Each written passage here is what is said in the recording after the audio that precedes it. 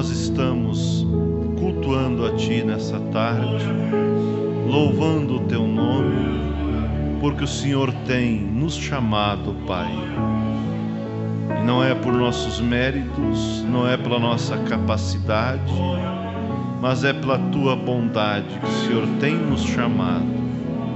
Senhor, aceita-nos cada dia e que possamos estar, ó Deus, sempre escondido debaixo do Teu sangue, debaixo das asas do Onipotente, que possamos seguir essa caminhada olhando para Ti, que é o autor e consumador da nossa fé.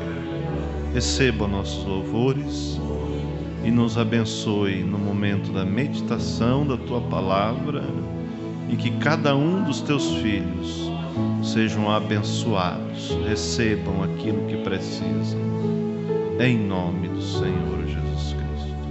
Amém. Boa tarde, irmãos.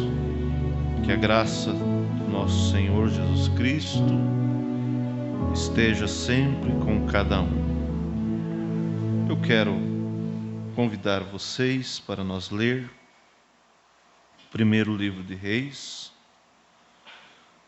capítulo 17. Eu estava ouvindo a escola dominical nessa manhã e me veio esse assunto que eu quero falar, que é o título que me veio é: devemos agir de acordo com a palavra para obter os resultados. Agir de acordo com a palavra para obter os resultados. 1 Reis, capítulo 17, diz assim, uma escritura muito conhecida, né? Então Elias, o tisbita dos moradores de Gileade, disse a Acabe: vive o Senhor Deus de Israel, perante cuja face estou, que nesses anos nem orvalho nem chuva haverá, senão segundo a minha palavra. Depois veio a ele a palavra do Senhor, dizendo: vai-te daqui e vira-te para o oriente e esconde-te junto ao ribeiro de Querite, que está diante do Jordão. E há de ser que beberás do ribeiro, e eu tenho ordenado os corvos que ali te sustentem. Foi, pois, e fez conforme a palavra do Senhor, porque habitou junto ao ribeiro de Querite, que está diante do Jordão. E os corvos lhe traziam pão e carne pela manhã, como também pão e carne à noite, e bebia do ribeiro.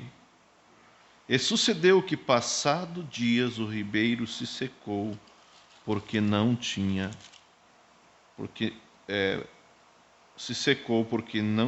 havido chuva na terra.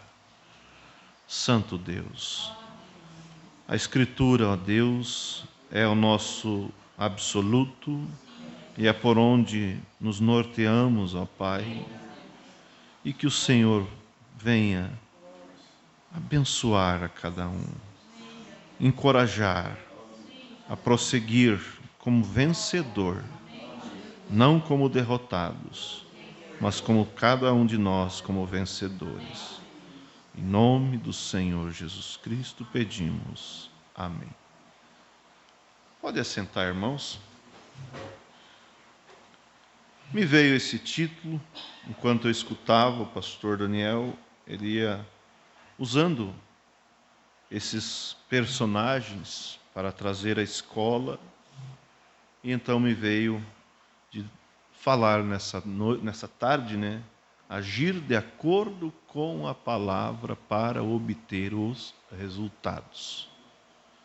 Nós temos, como a Bíblia diz, uma tão grande nuvem de testemunhos. Nós temos promessa, nós temos grandes promessas, garantias que Deus tem nos dado, que Ele estará conosco, como a Bíblia diz: eis que estou convosco e em vós todos os dias até a consumação dos séculos. O problema é a nossa natureza humana, que às vezes atrapalha de nós poder olhar para Deus e confiar e saber que é através dele que chegaremos ali. E quando Deus nos pede algo, quando Deus pediu para Elias, para trazer essa profecia, não pense você que ele conhecia todo o percurso do caminho, né? Mas à medida que ele foi caminhando, Deus foi mostrando o seu livramento, mostrando que ele estava com Elias. E nós vivemos num tempo em que as nações estão, como diz, se debicando, né, se provocando, e a qualquer momento pode acontecer, né, a Terceira Guerra Mundial. O que falta para a Terceira Guerra Mundial? Não dá para saber, né? Porque tudo está aí. É só o seu Putin, né, como diz o irmão Brando, tomar um pouquinho mais de vodka e resolver autorizar, então, o envio de bombas contra a Ucrânia. E já os Estados Unidos respondem de lá, já a China entra, a Coreia do Norte entra e a Terceira Guerra Mundial explode. Em fração de minutos ou segundos, milhares e milhares de pessoas morrerão. Mas nós temos uma promessa. Nós temos uma palavra que diz que antes que a primeira bomba atômica caia nesse mundo, nós estaremos fora daqui.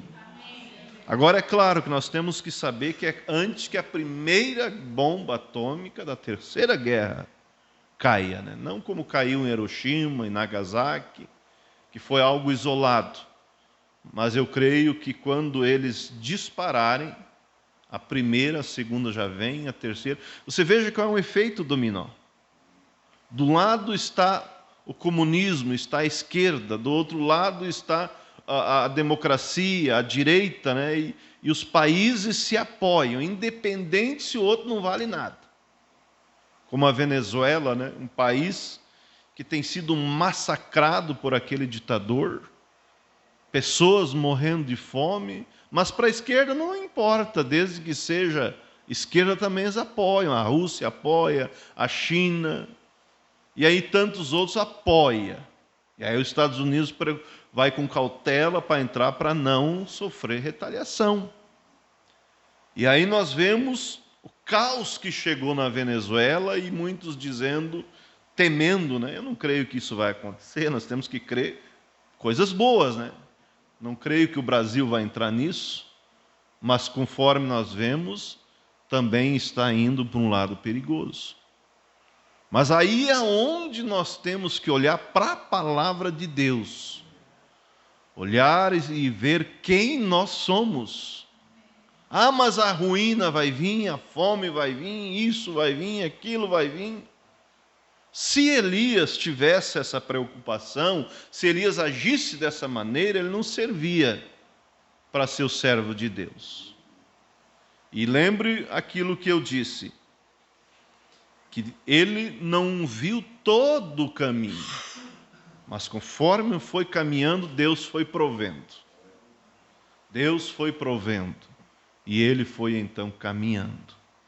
Não viu, não sabia como ia ser o desenrolar, ele simplesmente disse, conforme a minha palavra não haverá chuva. Haverá uma sequidão por 3 anos e meio, né? E o tempo foi passando. E ele deu essa profecia, quer dizer, a ruína está vindo para Israel. Por causa do quê? Por causa dos pecados de Acabe, de Jezabel, por causa dos profetas de Baal, os profetas de Acera, né? 450 de Baal, 400 de Acera. Pense como estava calçado, vamos dizer assim, Acabe com o paganismo, com o mundo com o pecado, com a idolatria. E o pecado, né, é o que atrai a ira de Deus. Mas Elias, ele estava protegido, porque ele trabalhava para o Deus dos céus e da terra.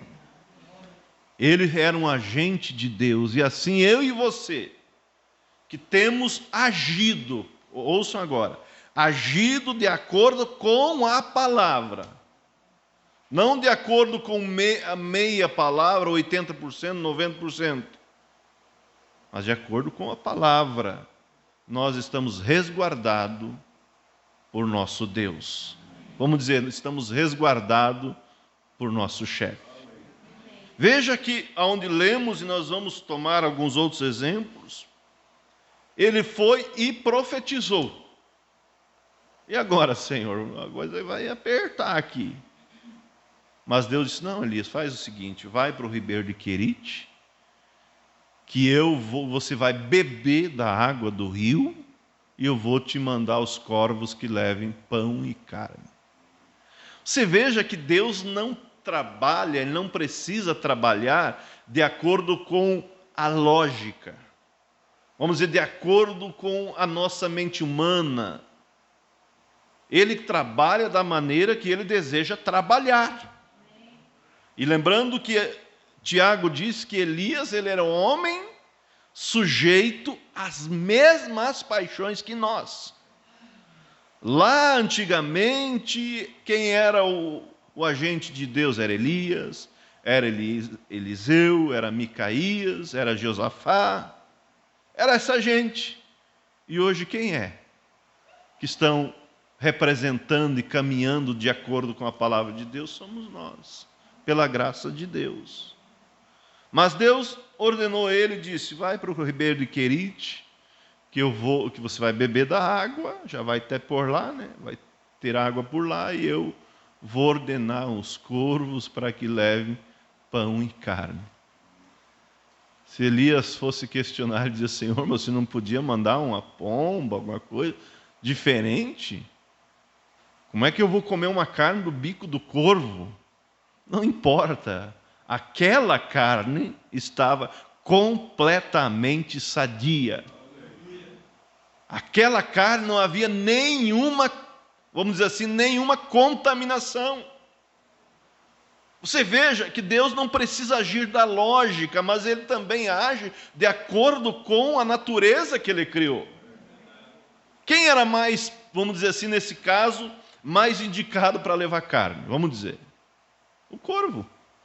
O animal morreu, ele já ia lá, cortava um pedaço para Elias e vou levar antes que estrague.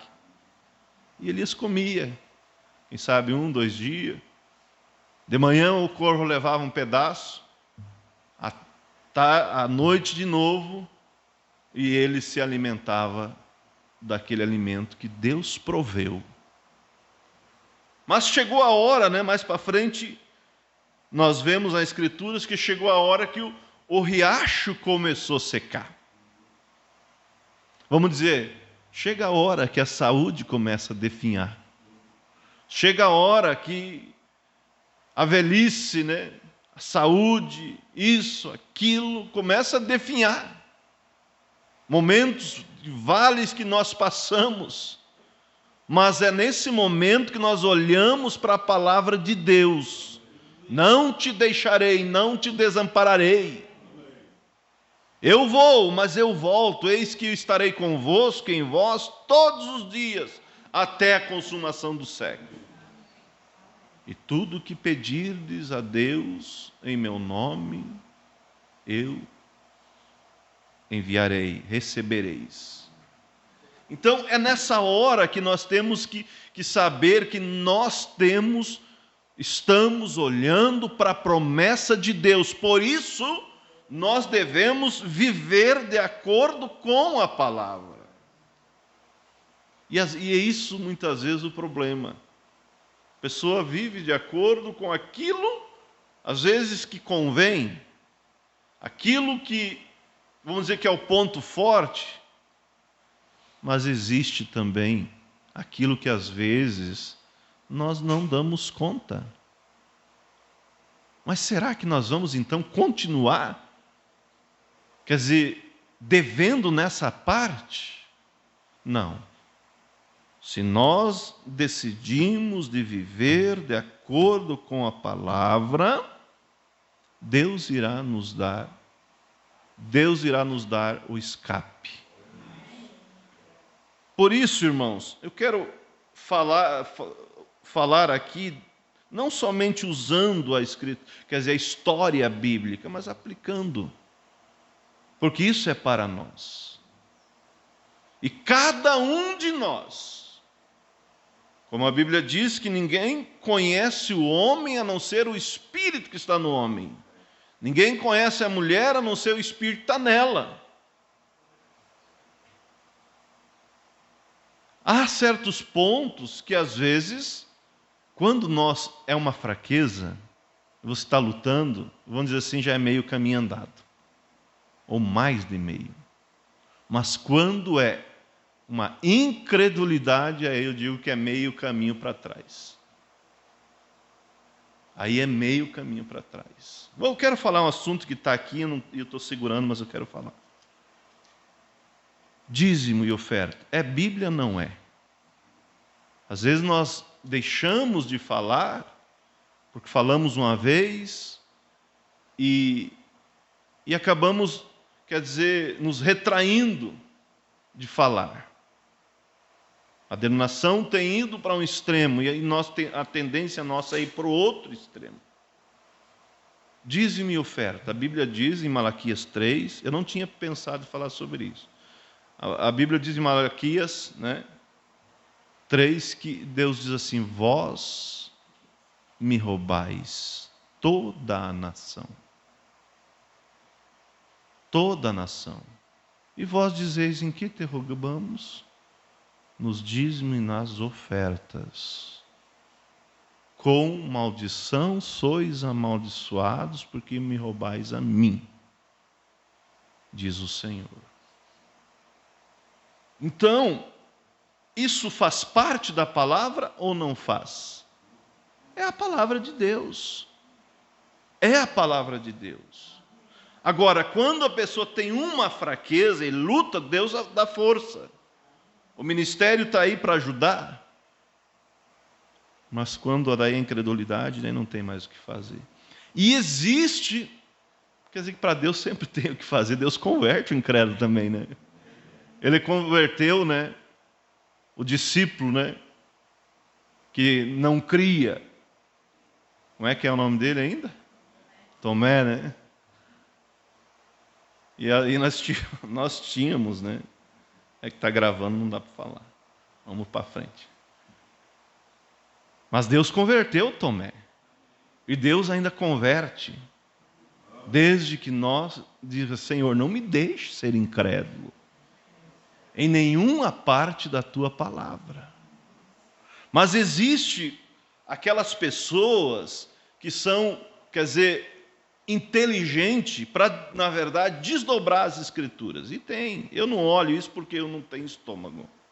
Tem coisa que eu não tenho estômago para ouvir os incrédulos falando e dando as suas interpretações.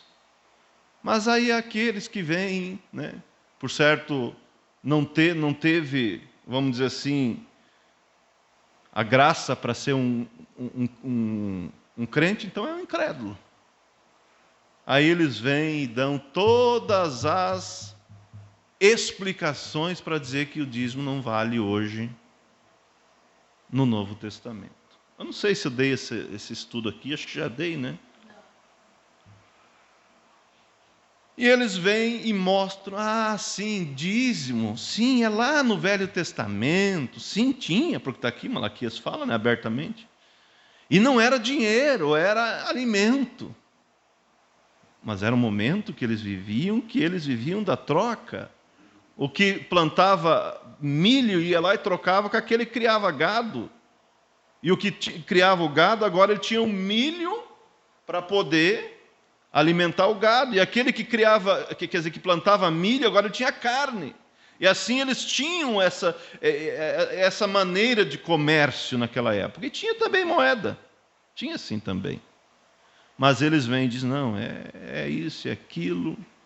E olham várias escrituras, aí eles se apoiam em uma escritura que Paulo diz que ele construía tendas, lembra? Eles se apoiam ali em Coríntios, que Paulo diz que não, quer dizer, não tinha direito, mas não recebia isso deles. Mas Paulo é bem claro, porque eu recebi salários de outras igrejas. Quer dizer, vocês são fraquinhos demais ainda. Aí eles não olham o que a Bíblia diz, Paulo diz assim, aqueles que instruem sobre a palavra, que deve a pessoa que é instruído receber, quer dizer, repartir com aquele que instrui. Aí não olha. E no Novo Testamento tem, se eu tivesse feito um estudo, muitas e muitos lugares que a Bíblia fala. Mas vamos pegar eles no ponto que eles se apoiam. O dízimo é para a lei. E aí eu te pergunto, Abraão viveu na lei ou na graça? Isaac viveu na lei ou na graça? Jacó viveu na lei ou na graça? Vocês querem me responder? Ele viveu na lei? Viveu na graça? Ele viveu na graça. A lei veio 400 anos depois, com Moisés. A lei veio 400 anos depois com Moisés. Abraão começa a servir a Deus, quer dizer, vamos dizer assim, um contato direto. Não tinha um pastor como nós, mas Deus chamou Abraão, venha caminhar comigo e eu vou te abençoar.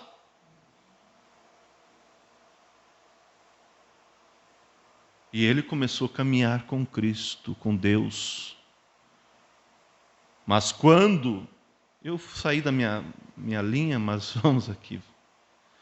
Mas quando ele encontra com Melquisedeque. Quem é Melquisedeque? É o próprio Senhor Jesus Cristo, é o próprio Deus.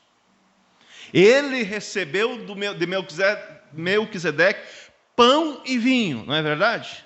A ceia. E o que ele fez? Ele pagou o dízimo para Deus. Deus não precisava, mas aquilo era dele. Você vê Jacó também prometendo o dízimo de tudo. Por que eles não pegam isso então? Se querem, quer dizer, dar uma escola, isso tem na internet. Eu acho que nunca olhei, eu não tenho estômago, sabe? Eu não tenho estômago, eu olho um pouquinho e já... Mas aí está. Eles deram para o próprio Deus. Agora aqui, 400 anos depois que Moisés instituiu a lei, que Moisés dividiu ali as tribos, então foi quando Moisés ordenou os dízimos para quem? Para a tribo de Levi. Para a tribo de Levi. E a Bíblia é bem clara em dizer que a tribo de Levi não ganhou terra para trabalhar, né? Mas somente para morar. Por quê? Porque o trabalho deles seria no ministério. O trabalho deles seria no ministério. E então, eles viviam dos dízimos. Aqui eles acertaram, os teólogos. Mas nós vemos antes, e depois também nós vemos na igreja primitiva, Paulo sempre ensinando isso. Então, irmãos, nós vemos que estamos falando sobre devemos agir de acordo com a palavra para obter os resultados. É isso ou não é? E a Bíblia diz, agora Paulo aqui já no Novo Testamento diz, embora Levi, que recebe dízimo dos seus irmãos, ele paga o dízimo nos lombos de Abraão, seu pai.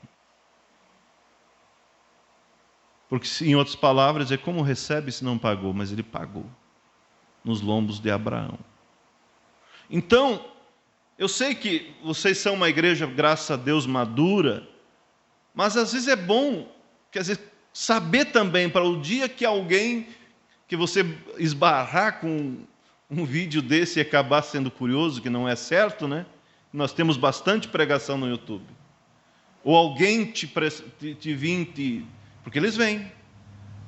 Porque eles têm uma preocupação do dízimo que nós pagamos. Sempre, né? O ímpio tem. Você dá 10%? Nós damos aquilo que não é nosso.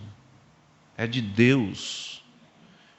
E eu nunca mais esqueci uma aplicação que o pastor Daniel fez. Eu não dei porque não sobrou. Aí ele disse, que história é essa de sobrar o que não é teu? Não é nosso. É aí o que o pastor Fernando diz, aquilo que você não faz com 90, você não faz com 100. Mas nós devemos olhar para viver de acordo com toda a palavra. Então isso é um ponto que me veio agora quando estava falando, que é para nós realmente ser bem-sucedido como foi Elias, como foi Moisés. Começou agora voltando ao nosso tema. Aqui eu abri um parênteses. Depois de ele ir para o ribeiro de Querite, é aqui que nós paramos, né? Começou a secar a água. Será que, humanamente, se ele desse atenção para a natureza humana, ele ia começar a caminhar de um lado para o outro? Está certo que os corvos estão trazendo carne e pão, mas e a água está terminando. Mas aí o raciocínio lógico já diria, o corvo trazer carne está normal, né? Porque o bicho morre e ele já vai lá. Mas e como ele trazia pão? Era Deus ou não era Deus? Então, assim como Deus proveu pão e carne e água através do riacho, quando esse riacho começou a secar, Deus proveria, através da sua palavra, um meio para ele sobreviver, para não morrer com os ímpios. E aqui veja você, Deus trabalhando com Elias e Deus trabalhando aqui com a viúva. Ambos conectados a Deus, ambos filhos de Deus. E aí quando terminou a água, Deus disse para Elias, eu ordenei uma viúva para que te alimente. Veja de novo Deus fugindo, vamos dizer assim, da lógica. Mas Senhor, uma viúva? O que a viúva tem? E lá vai ele, Deus disse, está dito, né? E aí vocês conhecem, mais para frente é a viúva de Serepta, né? Ele vai andando devagarinho, chega lá, está a viúva colhendo 2 gravetos, né? Para fazer a sua última refeição. Aí está, irmãos, eu sempre falo isso, que Deus nos ajude em todos os pontos, nós reconhecer a voz de Deus, nós reconhecer a palavra de Deus, nós reconhecer quando é Deus e quando não é, e nós ter o discernimento e a força para agir de acordo com a palavra de Deus. Porque estava fora de lógica. Não estava fora de lógica ganhar um coração novo naquela noite, que estava fora de lógica. Mas Deus podia curar através da medicina, mas seria um testemunho, quer dizer, menor. Então disse, não, eu vou curar aqui. Para não ficar nenhuma, quer dizer, glória para o homem. Fora de lógica. Sem cirurgia, sem medicação, mas Deus ainda é Deus. Ele ainda envia pão através do corvo, ele ainda envia carne. Ele ainda tem uma viúva para alimentar o profeta. Aí está o discernimento. Chega Elias, aquele velho barbudo, enquanto as pessoas estavam raquíticas, Elias estava redondinho, né? Gordinho. Como é que não ia estar gordo? 2 refeições por dia e pão e carne? O pão é o que? A proteína, a carne é o carboidrato, não é? Inverti. Pão é o carboidrato e a carne é a proteína. O que ele precisava estava ali. A água estava ali pura. O homem estava lustroso. E a viúva, coitadinha, estava magrinha, raquítica. O filho, então, dava para ver os ossos. E vem lá o folgadão e diz: traga um pequeno pão na tua mão e um copo de água. Quer dizer, você é folgado, né? Você está gordinho aí vem pedir para mim que sou viúva? Mas quando ela olhou, como ela tinha contato com Deus, ela entendeu que ali tinha a mesma natureza que ela e a mesma natureza que Deus. Você veja como Deus é sobrenatural. Por isso que a Bíblia diz que o homem natural não compreende as coisas do Espírito, porque ele se discerne espiritualmente. Traga um pedaço, um pequeno pão na tua mão. Elias sabia, ela tem farinha só para um pequeno pão. E olha só, vive o Senhor teu Deus. Ela reconheceu que era um homem de Deus ou não? Que eu tenho somente um pouquinho de farinha, um pouquinho de azeite para fazer um pão para mim e meu filho, para eu e meu filho, e depois morrer. Faça primeiro para mim. E assim diz o Senhor. Aí ela viu que realmente tinha conexão com a natureza dela, a natureza de Elias, a natureza de Deus, era compatível, assim diz o Senhor. A farinha da panela não acabará e o azeite da botija não terminará até que Deus envie chuva sobre a terra. Aí ela foi. Vamos viajar lá atrás com a nossa mente. Ela foi. O raciocínio lógico, lutando contra a fé, diz, mas como pode isso? Mas será? Mas ele disse, assim o Senhor. Foi lá, quem sabe meia trêmula, pegou aquela farinha, quem sabe bateu a panela, o azeite, amassou e assou. Assou o bolo e levou para Elias. Eu quero abrir um parênteses aqui. Eu vi um testemunho ali em Chapecó de um pregador. Eu não lembro de qual país que ele era, mas deve lembrar desse pastor. O filho dele era o pastor lá e ele era evangelista nesse país. E ele foi, se não me engano, para a África, não lembro para onde, para fazer uma missão. Lembra desse testemunho? E aí ele chegou nesse determinado pastor e disse, olha, eu preciso bastante mensagem para mim. E o pastor, sim, depois eu arrumo. Sempre o depois, né? Isso é ruim, né? Pastor, mas eu preciso das mensagens. Sim, depois eu te arrumo. Quando chegou a hora dele viajar, pastor, e as mensagens? As mensagens, pois é, eu tenho essas aqui para você. Resultado, ele foi para a missão com pouquíssimas mensagens. E o testemunho dele, o que ele fez? A mensagem estava atrás, ele vinha assim, pegava a mensagem. E foi alcançando as mensagens e deu para o povo. Se deu, o incrédulo diz assim, será que é bem assim? O Deus de Elias ainda multiplica. Como multiplicou o alimento natural, ele multiplica o alimento espiritual. Agora veja que não era culpa dele, não era desdeixo dele. Não foi por causa do relaxamento dele. Se fosse relaxamento dele, Deus não ia multiplicar. Se levou 10 mensagens, ele ia ter as 10. Mas não foi culpa dele. E ele ia assim, pegava a mensagem e distribuía para o povo. E aí então, conhecemos bem a história da viúva de Serepta, né? Quando você abre a porta do coração para Deus, quando você abriu, há tantos anos atrás, você abriu a porta do coração para as bênçãos de Deus. Quando você deu boas-vindas para o Evangelho, para Cristo, para o Espírito Santo e deixou o mundo, você abriu a porta para receber Deus e, consequentemente, abriu a porta para receber as bênçãos de Deus. E assim ela foi, fez para Elias, voltou lá, a farinha está aqui de novo. Não aumentou de tamanho, mas também não diminuiu. Vou fazer agora para o meu filho. Fez, levou. Agora vou fazer para mim. Fez, ali estava a farinha.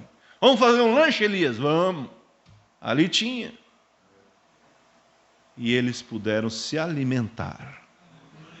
Agora, nem tudo nessa vida, quer dizer, nós vamos, nem tudo é só sorrisos, nem tudo é só tempo bom. Existe chuva de pedra, existe problema, e nós temos um inimigo que nos cutuca, mas nós temos um Deus que vem e sara a ferida.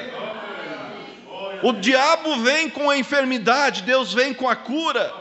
O diabo vem com a escassez, Deus vem com a abundância. O diabo vem com a incredulidade, Deus vem com a obediência. Você é crente, você não é incrédulo, Deus vem com a crença, né? E você crê na palavra de Deus, porque Deus é aquele que tem nos mantido até aqui. Mas não pense que o diabo vai... Mas uma coisa é certa, o diabo vai chacoalhar o barco, mas nele não pode tirar Jesus Cristo do barco. E se Cristo está no barco, nós vamos até o final. Quantos anos já? Irmão Brademir, quem sabe, acho que uns 40, 50? Hã? De fé? Irmão Lindomar, irmã Margarida, uns 50, né? Hã? Quanto tempo? Será que nós temos algum pouco de medo que nós não vamos chegar? O caminho está mais perto do que quando nós começamos. Desde que nós consiga agir de acordo com a palavra. Não vos deixarei órfãos, voltarei para vós. Desde que nós fiquemos no cenáculo como os discípulos ficaram. Veja que os discípulos agiram de acordo com a palavra. Jesus em Lucas, a Bíblia diz que depois que ele ressuscitou, ele abriu o entendimento dos discípulos para compreender as Escrituras, e depois eles entenderam que era necessário que Jesus morresse, fosse sepultado e ao terceiro dia ressuscitasse, e em seu nome se pregasse o arrependimento e a remissão dos pecados, começando por Jerusalém. Mas Jesus disse o quê? Mas ficai em Jerusalém. Eles entenderam tudo isso, que Jesus tinha que morrer e que o Evangelho tinha que ser pregado, mas primeiro eles ficaram em Jerusalém e receberam o dom do Espírito Santo, o próprio Deus neles. E então eles puderam agir de acordo com a palavra. Esse é o nosso Deus. Aí voltando aqui, estava tudo festa, né? Tudo alegria. Já o filho gordinho, a viúva gordinha, né? E de repente a doença chega, o diabo chegou com a morte. Morreu o filho da viúva. Mas ali estava Elias, ali estava Deus através do seu servo. Homem de Deus, o que aconteceu? Meu filho morreu.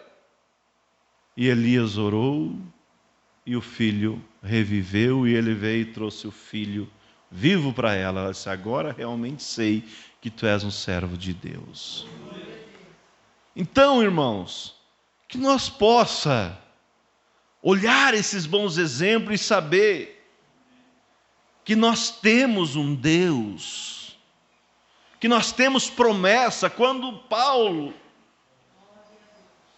estava no cárcere e Deus abriu, Paulo e Silas, né? Estavam no cárcere, Deus abriu as portas da cadeia.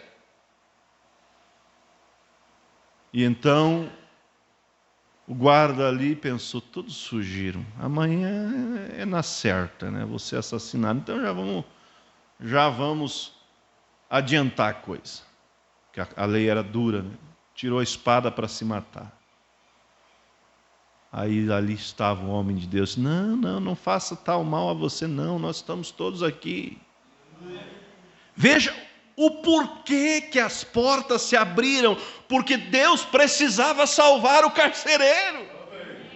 As portas não se abriram para eles escapar. O que ocorreu o contrário na questão de Pedro. Pedro estava preso também, acorrentado, e o anjo entrou e soltou as amarraduras. E Pedro pensava, é um sonho. Estou sonhando. E saíram andando, quando chegou nas portas, as portas se abriram. Oh, que sonho bom, né? E saiu, quando saiu na rua, o anjo disse, pode ir. Aí ele viu que não era sonho, era realidade. Mas aqui com Paulo, já o objetivo de Deus era outro. Deus move os céus e a terra para responder o clamor do coração do homem, da mulher, do pai, da mãe, do filho. Esse é o nosso Deus.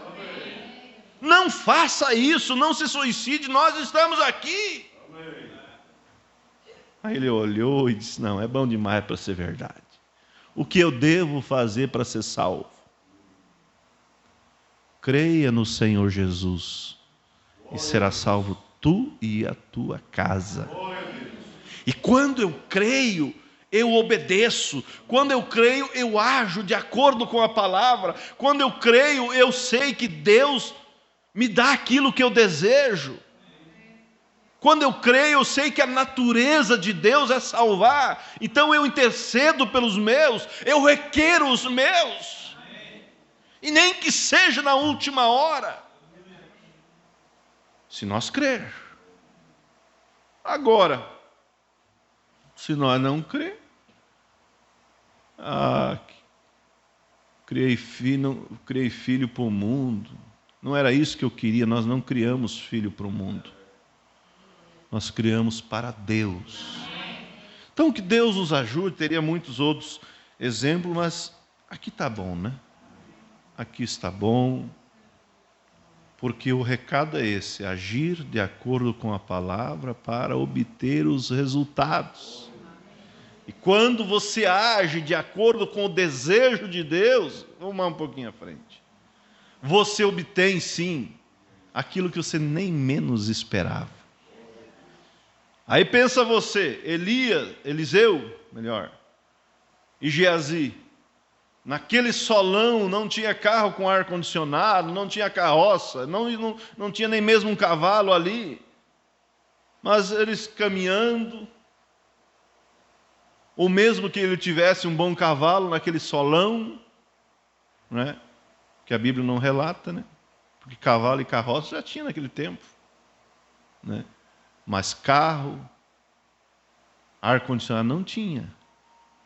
Mas eu imagino, eu posso ver pela minha fé, ele caminhando com o bastãozinho dele, com o cajado. Passou por quem? Pela sunamita. A natureza da sunamita era a mesma do profeta, porque estava vinculada com Deus. Que coisa, né? Por isso, quando o evangelho bate no eleito, o evangelho tem que bater, nós temos que pregar, mas quando bate, ele aceita, porque é a mesma natureza. Agora, quando não é eleito, quando é simplesmente um incrédulo, não adianta.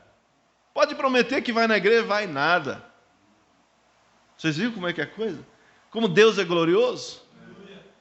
Ela olhou para Eliseu, assim chegou para o seu marido, olha, eu vejo que esse homem que passa aí é um servo de Deus. Vamos fazer um quartinho para ele aí fora, pode ser, porque às vezes ele passa tarde da noite.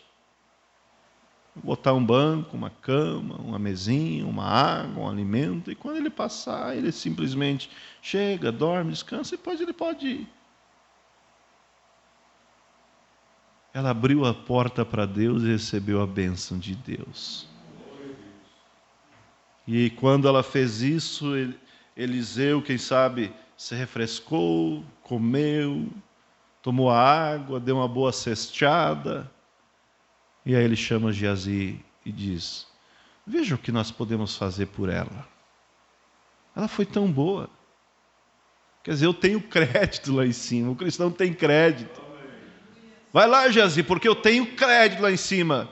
Eu posso mandar um pix, né, se fosse hoje, preencher um cheque que Deus responde. Tenho fundos.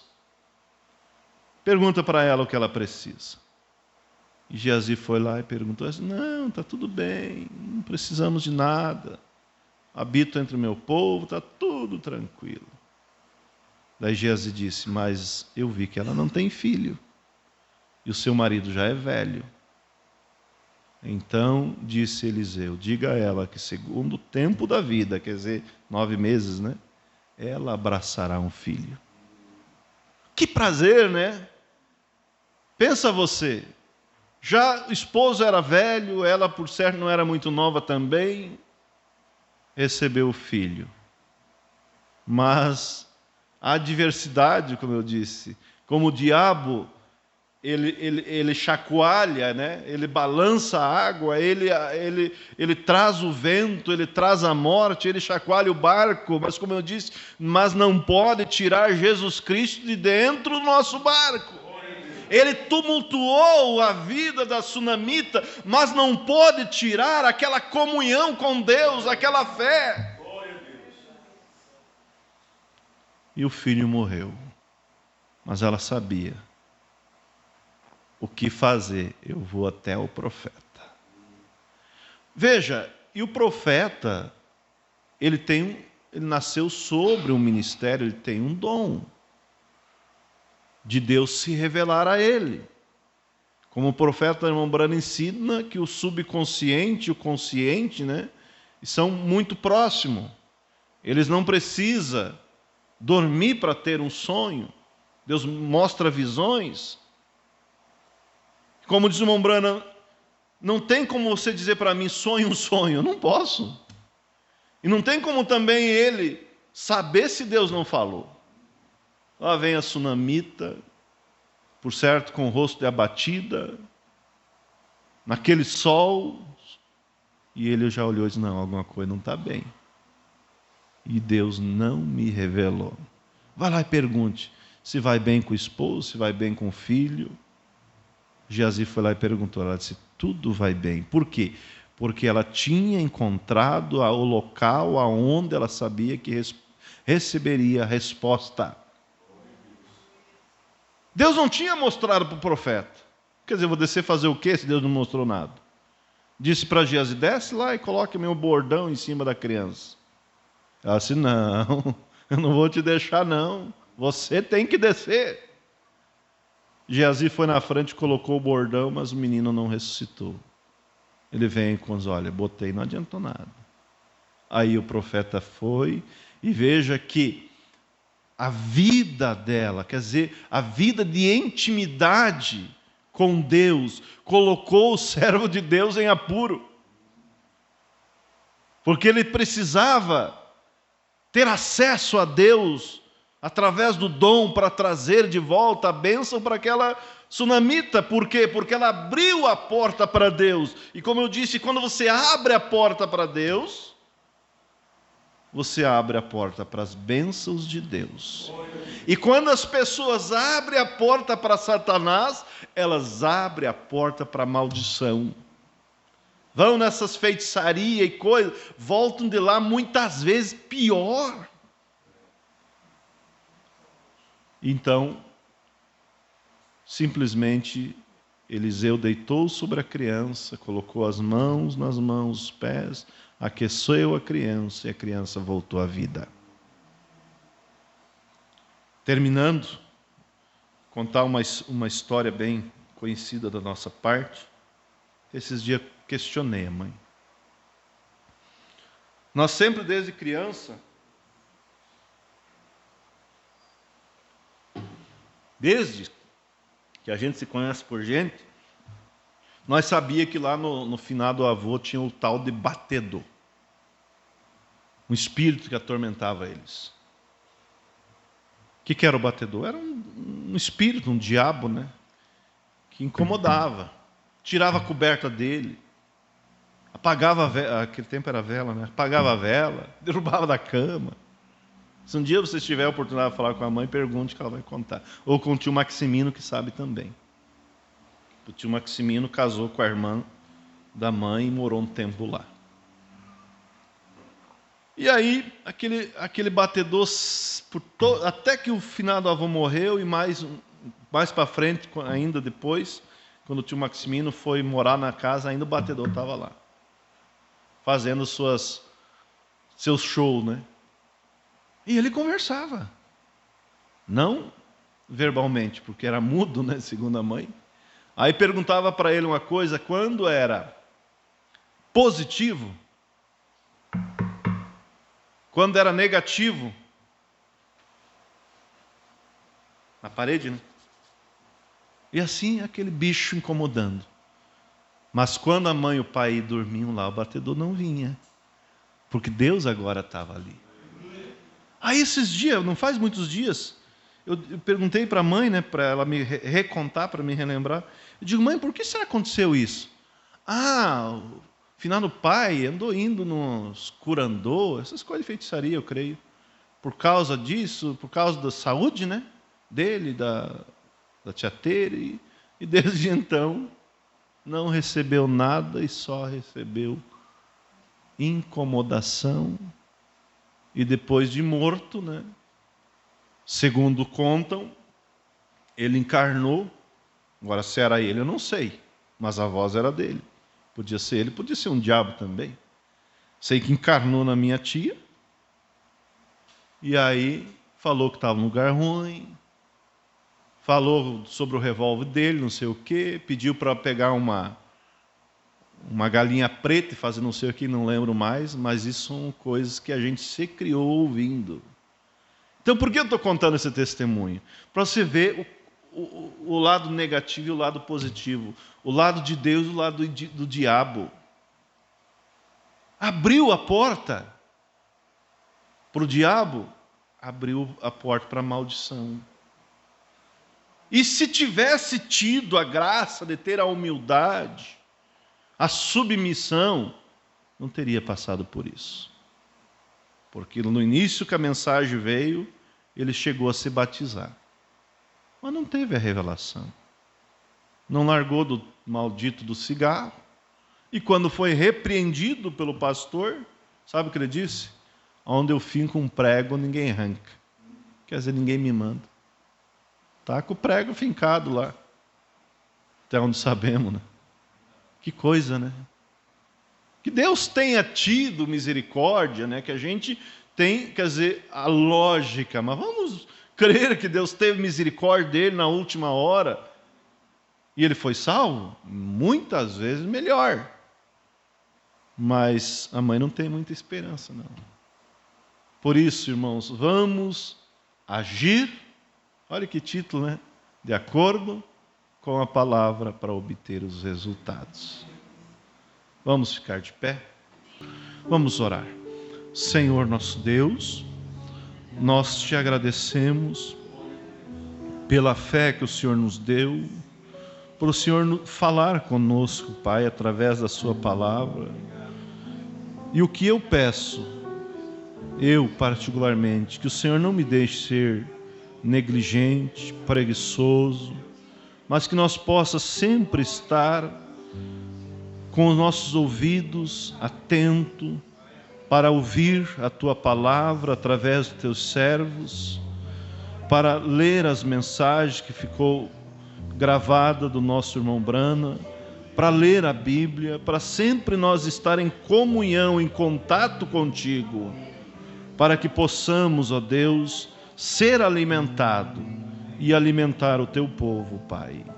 Que a graça do Senhor Jesus Cristo seja com todos e que o Senhor abençoe, que ninguém venha entender mal aquilo que foi falado, mas que todos possam saber que o Senhor repreende e castiga aqueles que o Senhor toma por filho.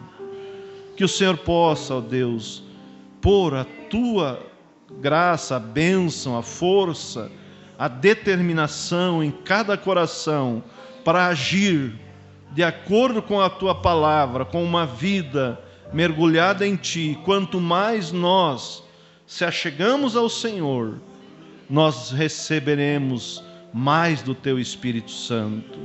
Assim como, ó Deus, no mar existe o sal, e conforme nós for entrando, vamos nos salgando naquela água. Assim, ó Deus, quanto mais nós chegar a Ti, mais nós vamos ter do Teu Espírito, do Espírito Santo. Dá-nos força para obedecer a Tua palavra. Dá-nos força, Pai, para ser obediente, porque diz as Escrituras em Atos que o Senhor dá do Teu Espírito Santo àqueles que lhe obedecem. Seja com Teu povo, dando uma boa semana a todos, guardando, dando a paz, dando alegria, dando, Senhor Deus, prazer na lei do Senhor, como disse as Escrituras, bem-aventurado aquele que medita na lei do Senhor. Que possamos ter sempre prazer na lei do Senhor e meditar nela de dia e de noite.